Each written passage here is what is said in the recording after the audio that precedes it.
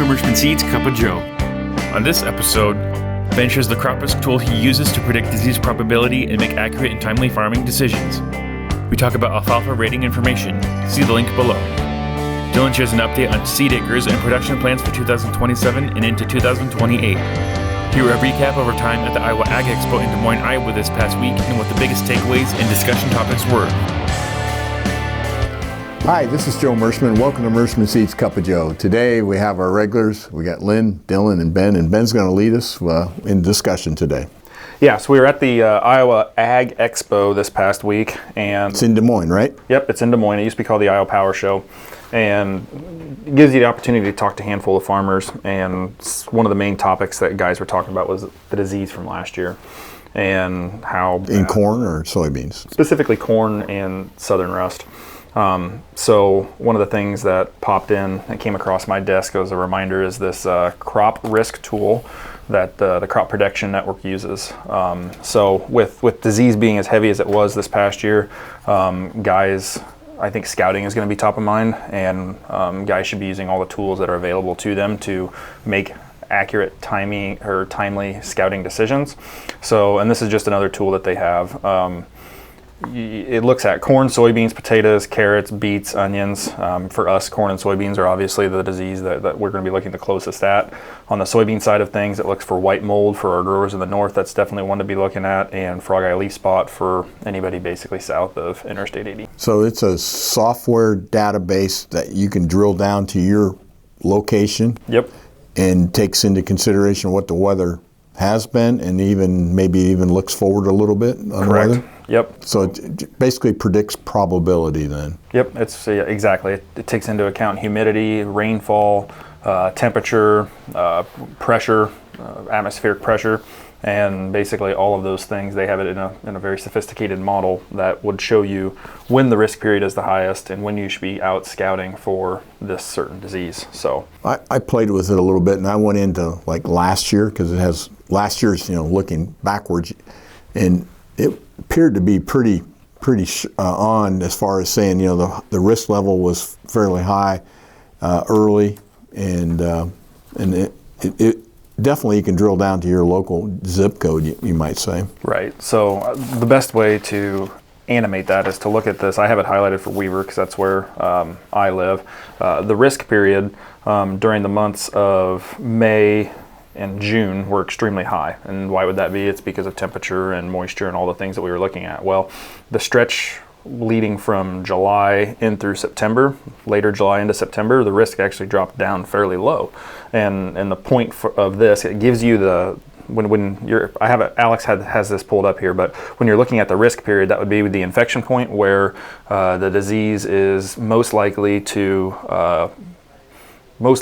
cause yield loss in that scenario. So May, early June, not that big of a deal because most of the time the corn plant has the ability to fight off. It's defensive. It's not in the reproductive time frame for that yet. Your canopy's not as dense, and a lot of other things are coming into play too. Correct. So tar spot can definitely affect us from early July through basically the beginning of September. That's the risk period. It was extremely low. I feel like we saw that this past year. Tar spot was out there, but it didn't have the right growing conditions to extremely blow up. Obviously, southern rust was the one that was the most difficult. We've talked about it many times for this past year. So on corn, you can look at tar spot, gray leaf spot, gibberellic, ear rot, and basically the dawn level risks that you're looking at. But it doesn't have a southern rust component at this point. Right, because southern rust is more predominantly based on southerly winds and storms that blow up out of the Gulf. So maybe that's something that they'll work towards in the future, but I thought it's a very handy tool. It's fun to poke around. You can look at, like you said, this season, next season, or this season, slight forecast plus what happened in the past. So the tool would be to have the site as a saved site, and then as the season progresses, just keep checking back on it and see when you go into the red, basically when the conditions are right for these diseases that they're monitoring. Correct. And if you're an area sales manager or a dealer and you have customers in multiple counties, you can highlight a handful of your customers' fields to have an idea as a prediction method, so you're not scouting every single field or every foot of that field. You have a little bit of math and science behind, okay, these are the targeted areas I should be paying attention to. Makes sense. It's an awesome tool for the tar spot side of it, because what we know about tar spot with the latency period, if you are in that time frame and fungicide application is historically happening at that time, just because you're not seeing it, if this is potentially predicting it, it could give you a good opportunity to attack that tar spot during that latency period. Because what we know with tar spot is just because you scout it today and you don't see it doesn't mean that it's not already, the processes aren't working forward. So if you're at your fungicide timing, this is predicting, good conditions for it. Could give you a good opportunity to get ahead of the curve there with the inoculum and try to knock it in its head early, and then obviously evaluate it as you go further in the season. But a lot of times with the diseases, especially on the soybean side, you really got to spray before you see it to get a lot of efficacy out of it. So it's a good analytic there to maybe give you a second resource if you're having a moment of doubt. If you're going through your field, I get it, you go through your field, it looks pin drop clean during that timing, and you decide to not make that application. If that is proving otherwise, it could be a good opportunity that you're just kind of waiting for the whatever the disease is to show up, rather than trying to hit it during the latency period. Yep. I can see it as something agronomists would have open on a tab Yep. on their computer and be a couple times a week monitoring tool. The other thing that I had come across my desk this week is the alfalfa variety ratings for 2026. So this would be like your, it's basically a list of all of the alfalfa providers in the United States, and it gives you different disease ratings, like the Aphanomyces races, because there's multiple different races of Aphanomyces, and then it gives you your winter hardiness, your fall dormancy, and your trait packages that are associated with it, whether it be Roundup conventional or like Harv Extra. So handy little guide there. If alfalfa is something that you're looking at and you want to know who has what out on the market. Yeah, it's a one-stop place where you can compare America's Alfalfa, the products that we sell, to maybe another brand X, and you can see why America's Alfalfa is one of the top varieties, top companies when it comes to disease resistance and innovation when it comes to alfalfa production. So you'll feel good, because you'll see we got a lot of HRs, a lot of high resistance.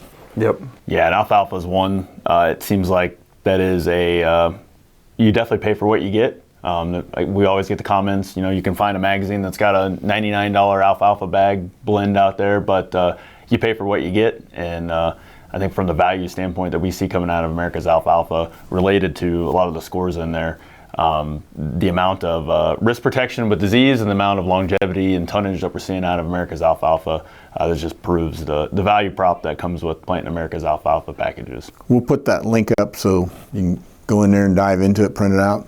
If you're an alfalfa producer, it's going to be very handy, and particularly if you got a particular disease or concern that you have. There's Aphanomyces is a big thing when it comes to establishing alfalfa, the multiple races that you have, because I've gone out on alfalfa stands and it was a new race of Aphanomyces, and America's Alfalfa soon later had a variety that had tolerance to it. So it's very useful. Yeah, 100%. And with the weather that we've had, I think it's going to be an interesting year. If we get, we know that we're going through a warm spell here, so we're going to see some of the frost start to slowly work its way out of the ground. But if we get another freeze after this, if it changes back to the weather that we had beforehand, this is that freeze, thaw, heaving, and time frame, in a time frame where the alfalfa plant is probably soon getting ready to come out of dormancy. This is where you rip the roots and you just push them right out of the ground, right? Yep, and this might be a time frame, we'll see what the next 3 weeks looks like, but this would be a good time to be thinking about scouting those alfalfa fields and looking for heaving. And if you have an alfalfa stand that you want to retire, don't forget that with the price of nitrogen fertilizer, you get a nitrogen credit by going from alfalfa to corn, or a product that needs or another crop that needs corn or needs nitrogen. So don't forget about the nitrogen credit. What is that, Ben? Do you recall? It all depends on the amount of alfalfa that's left in the field when you go to roll it over, because I believe it is like 140 or 150 pounds if you're looking at a 3-year alfalfa stand that's fairly decent, and you just need to rotate because that's part of your common practice, or you're looking for like dairy quality hay.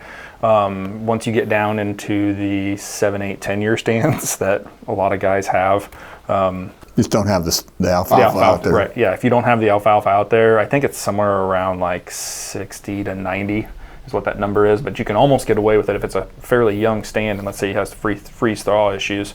You can almost get away with not applying nitrogen at all. That's great.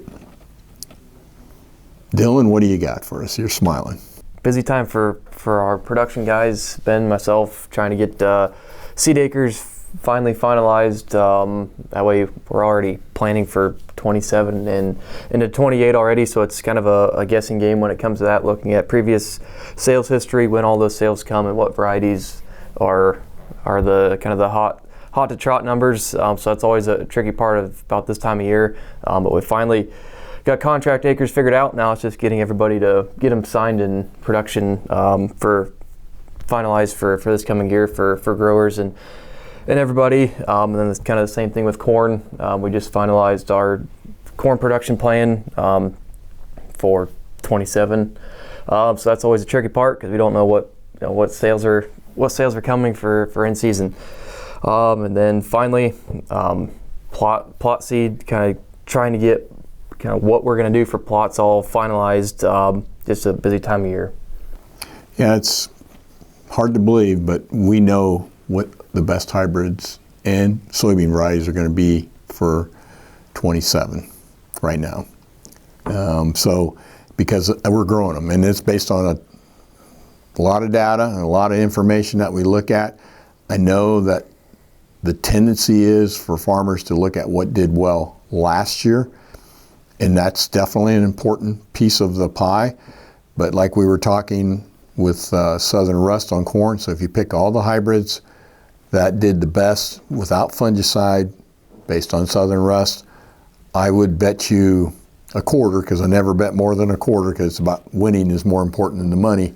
I would bet you a quarter you're going to be planting the wrong hybrids for this year, because Southern Rust is not going to be the limiting factor. It's going to be something else, and you could be leaving some yield on the table. Soybeans, same way. A variety that did well last year could very well do well again, but there's so many combinations. You want to spread your risk. Don't get stuck on planting one soybean variety, because if you do, you could either be 100% right or 100% wrong, and I wouldn't take that chance in today's economy. Yeah, it's not a very quick process. I mean, we get all the data, it seems like first part of November time frame, and here it is February, second week or first full week of February, and we're just now finalizing our plans. So I mean, it takes a while just to go through all that data and try and figure out where our plan and what we want to do for the coming years really comes into play. If Lynn could have everything sold by December 1st, I could be very easy for me to come up with a plan. But there's a lot of trends that change in the month of January, rolling into the middle of January. So it's a little bit about forecasting as well as knowing what we got to sell. For our viewers at home, it is always the salesperson's fault. No, that's a great point, because we, how many times, look specifically at, the Reagan is a prime example of, how many guys were probably in the back of their mind a little bit hesitant to plant that in a seed production, and look at this year and when the word gets out on the new product, to Joe's point on the race cars, the new products are, they look pretty mean and pretty tough to beat. So much so that some of our old favorites we figured would hang around in the lineup for a long time. They did hang around, but man, when they died quick. So it's always exciting to hear you guys talk about the new stuff and selling the value add. Once again, using that on same thing on soybeans. I mean, it is when we're making adjustments and going away from products that are proven and have a track record. The statistical advantage that they have is extremely real, and you're probably making I wouldn't say a poor financial decision, but an impactful financial decision if you keep getting hung up on the older products that perform well, because the new stuff has either run from a yield standpoint, has a better disease protection. All these elevations, we're either elevating the floor, or elevating the ceiling, or in certain hybrids and varieties, we're actually doing both. So it's extremely exciting. It's hard not to get excited this time of year, because we get kind of last year with the way our sales wrap up kind of in January 15th, and then we're already kind of trying to finish up this year but look ahead to the next year. Salesmen are always the eternal optimists, so this adds to that fire of optimism when you talk about the new pipeline stuff coming into production. Yeah, we got a whole array of 28 products that we're growing to sift through one more time, and then we can launch in large quantities for 28 then. So it's a complex process, but farming is too. So exactly. Lynn, you've been traveling a little bit this week, so what do you got? Yeah, so as Ben mentioned, we were at the Iowa Ag Expo. For the sales force, we took turns being up there Tuesday, Wednesday, and Thursday. We had the privilege of being the cleanup crew on the last day. We needed the strong lads up there to carry everything out. So the comments that I got from the crew on the first day, a little bit slower at the beginning, but the crowd picked up. Wednesday had a really great crowd, an intuitive crowd. Yesterday, the numbers were a little bit soft, but had some good conversations. A lot to Ben's point, talking about disease pressures in corn and soy. A lot of questions on. Hey, I see you got a new Muncie in the book. What can you tell me about that compared to, I had one of them, I've had Cheyenne and that works really, really well, but this Muncie actually looks like it's got some pretty good opportunity as well. So the Mohegan seemed like another popular one talking about. So the crowd was definitely inquisitive on the new products that were coming out on the product line. On the corn front, yeah, a lot of positives related to some hybrids that we had placed in the mid to southern part of the state, which we had quite a few bags out there. So appreciate that business, and it's always good talking to the customers and hearing their success stories because unfortunately, not every product works in every spot, so we hear some horror stories, but it's also nice to then hear guys talk about and use words like my best yields ever, and that was the best looking crop that I had. So always nice to hear those stories, meet customers. Some of them that's we kind of laugh. There's like 5 or 6 customers that we see on Thursday every year and have conversations related to how that went. So it's nice to have those and see everyone and hear about the innovation going on in ag. So I think that's something that's really interesting in the times we are right now, even though times are a little bit tougher. Companies are still investing in innovation, and whether that's biologicals, equipment, other forms of technology. There's just a whole bunch of new products that get introduced or introduced to the public at the expo. So it's good to hear the excitement and the buzz, and the commonality that I was hearing from other folks that were there. Guys, even though times are a little bit tougher, some of those ancillary things that are beyond the basics of the playbook, whether that be biologicals or fungicide, using drones, if it made money last year, guys are still going to spend the money on it this year. So I thought that was pretty refreshing that even though maybe we've tightened our wallet a little bit, proven practices are still going to stay in the lineup. Even if it costs money, they're willing to take that risk to do that. So I think the Iowa farmers that were there are understand some of the things that go on to build high yielding crops, and they're still receptive to innovation and new technologies that are coming out. Well, it was a good week if you're a soybean farmer, and markets we got 11 now in front, that opportunity, and the demand side might have picked up a little bit with Trump kind of leaking a little bit what China's thinking they're doing, so hopefully that holds true. And so anyhow, it's not all doom and gloom. I think there's a lot of things to be optimistic about, and every day we're getting closer to spring, and the days are getting longer, so it's not going to be too long. Got another report of a skunk by Fairfield, so. Well, that's going to be that season here pretty quick. Anyhow, this weekend's a big weekend for Super Bowl, and so I thought, well, maybe we'll do a few football Super Bowl type corny jokes today. Right so up Ben's alley. Yep. What's the Super Bowl? So what's the Super Bowl? Anyhow, Ben, you got to have a Super Bowl game plan if you're going to go, because there's a lot of stuff going on with Super Bowl. So I wanted to tell you my game plan, okay? My game plan is eat, cheer, nap, and repeat, okay? That's the game plan. So on to football. What do you call a boat full of polite football players? A boat full of polite football players. Good sportsmanship. Good sportsmanship. Why can't football players wear glasses on the field? You ever think about that? Why can't football players wear glasses on the field? Because it's a contact sport. Okay, it's a contact sport. Okay. And my last one I'll give you is, why do football players never get good seats on the flight to the Super Bowl? Why do football players never get good seats on the flight to the Super Bowl? Because they always say, "Put me in, coach." Coach, the cheaper seats. At least I laughed. You got that one, Alex. Anyhow, sorry to disappoint you again, but that's the way the jokes go. Thanks for watching today. We hope your family is healthy and safe, and we'll see you next week. Take care.